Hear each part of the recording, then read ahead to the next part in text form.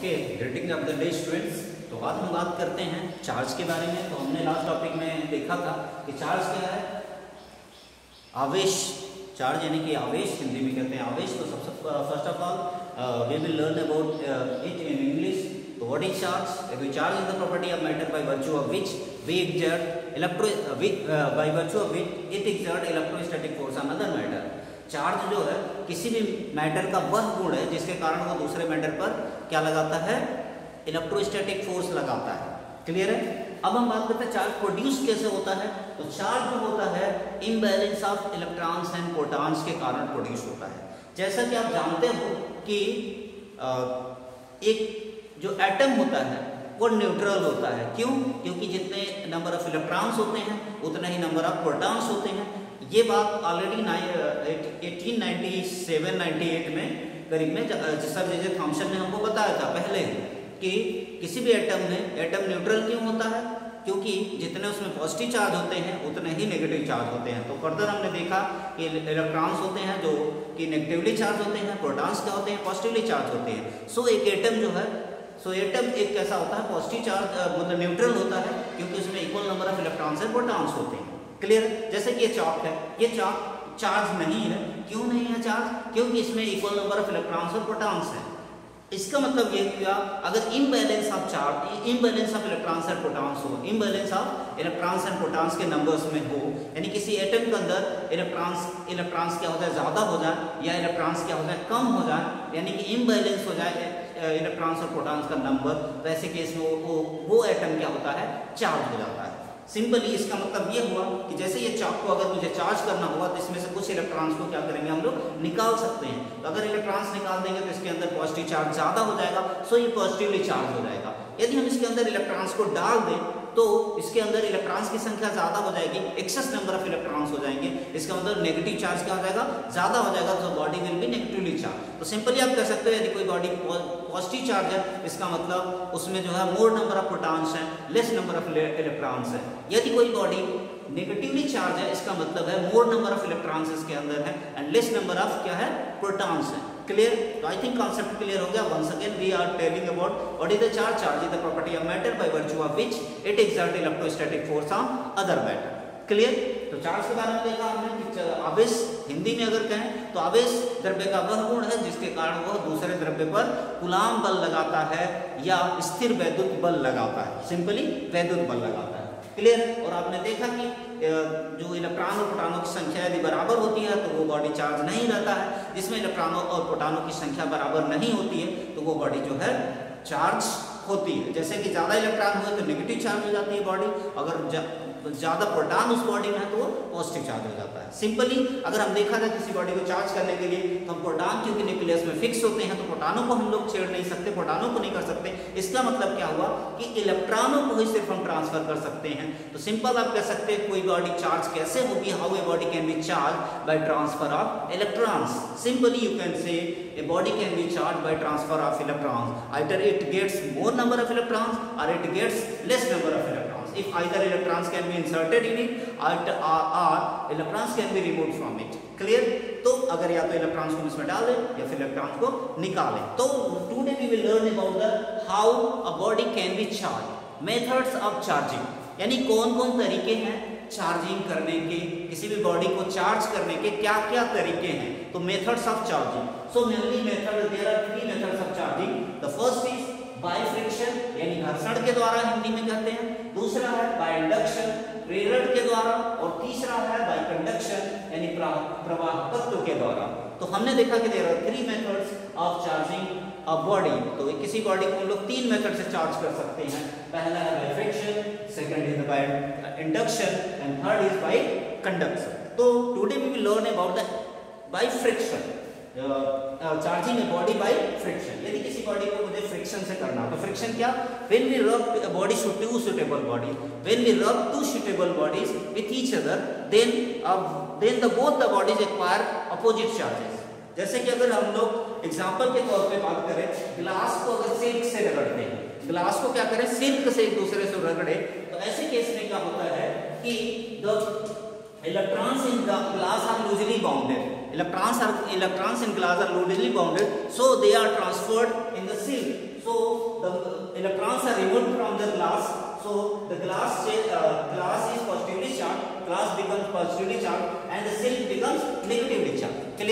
जब हम ग्लास को सिल्क के साथ में रगड़ते हैं तो जो ग्लास में जो इलेक्ट्रॉन्स होते हैं वो लूजली बॉन्डेड होते हैं, यानी कि बहुत ही कम शक्ति से उसमें बंधे हुए रहते हैं। वहीं पे सिल्क में जो होते हैं वो सिल्क की अपेक्षा जो है सिल्क में जो इलेक्ट्रॉन्स होते हैं वो ज़्यादा टाइटली बॉन्डेड रहते हैं, यानी टाइटली बंधे हुए रहते हैं। इस वजह से क्या होता है, सिल्क के इलेक्ट्रॉन्स नहीं निकलते हैं लेकिन ग्लास के इलेक्ट्रॉन्स निकल करके सिल्क में चले जाते हैं। तो ग्लास के इलेक्ट्रॉन्स जब सिल्क में जंप मार के चले जाते हैं तो ऐसे केस में जो ग्लास होता है वो पॉजिटिवली चार्ज हो जाता है, क्योंकि उसमें इलेक्ट्रॉनों की संख्या क्या हो जाती है, कम हो जाती है। और वहीं पे बात करें हम लोग तो सिल्क की बात करें तो सिल्क में इलेक्ट्रॉनों की संख्या ज्यादा हो जाती है, इसलिए क्या हो जाता है, वो नेगेटिवली चार्ज हो जाता है। क्लियर है? तो इस तरह से फ्रिक्शन, हम इसे बोलते हैं फ्रिक्शनल इलेक्ट्रिसिटी भी बोलते हैं। It is also called frictional electricity. घर्षण वैद्युत की भी कहते हैं, घर्षण वैद्युत भी कहते हैं, फ्रिक्शनल इलेक्ट्रिसिटी भी कहते हैं। तो so what is frictional electricity? The electricity produced by rubbing two suitable bodies is known as frictional electricity. अगर दो सुटेबल बॉडीज को एक दूसरे पे रगड़ते हैं तो जो इलेक्ट्रिसिटी प्रोड्यूस होती है वही कहलाती है हमारी क्या, फ्रिक्शनल इलेक्ट्रिसिटी। क्लियर? तो चलिए बात करते हैं आज हम बाय फ्रिक्शन यानी कि charging a body by friction की भी बात कर रहे हैं। तो अब यहाँ पे देखिए कॉलम 1 कॉलम 2 में हमने देखा आपके सुटेबल आपकी इसी करने के लिए हमने देखा है, बनाया है इस टेबल को।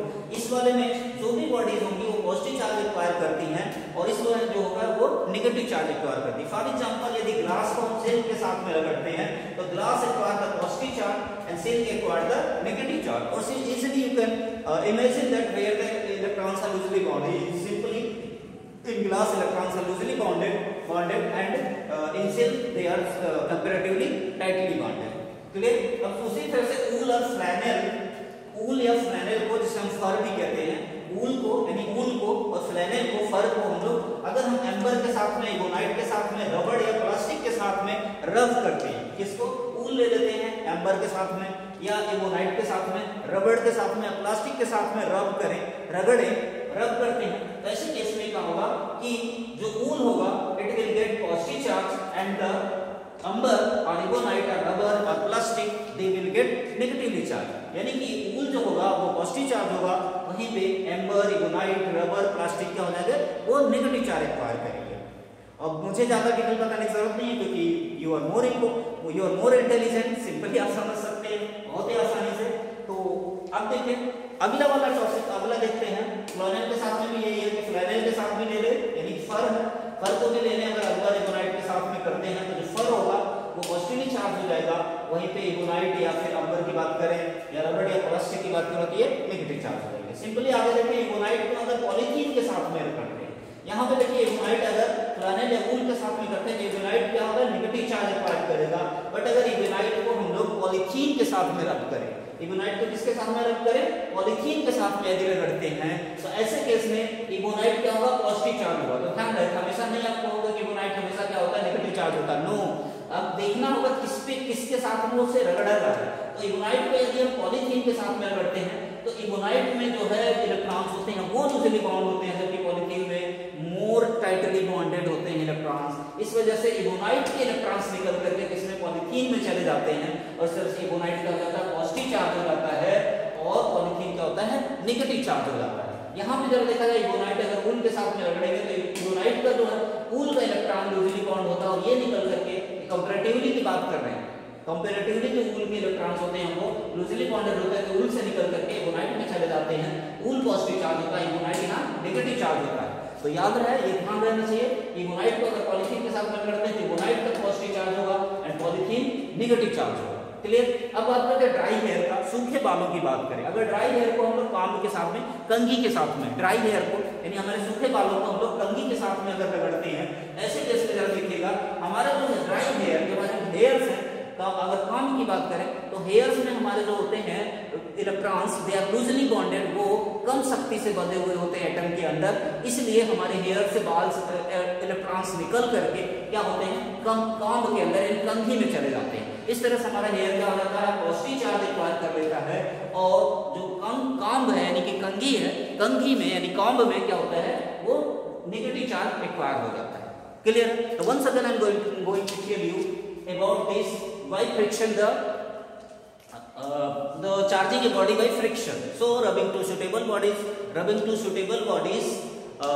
with each other, then both the body will acquire opposite charge. One will be the positive charge and other will be negative charge. For example, if we rub the glass with silk, then the loosely bonded electrons in the glass, they are transferred to the silk, and the glass acquired positive charge and silk acquired negative charge. Similarly, if we rub wool with amber, ebonite or rubber, or plastic, then the loosely bonded electrons from the wool will transfer to the amber, ebonite or rubber or plastic, and wool get the positive charge, and then rubber, ebonite and rubber will get negative charge. And similarly, if ebonite is rubbed with the polythene, then ebonite will get positive charge because the electrons from the ebonite will transfer to the polythene. And similarly, if we rub comb with our hair, then our hair gets a positive charge because the electrons are loosely bonded in our hairs and they are transferred to the comb. Clearly, so these are the methods. These are three methods: by friction, the charging of a body by friction, and by induction and by conduction. We will talk about in the next video about the charging by induction and charging by conduction. So in this video, we have discussed about the charging by friction. So I think you were aware about what is the charging by friction and what is frictional electricity. Thank you, and all subscribe the channel.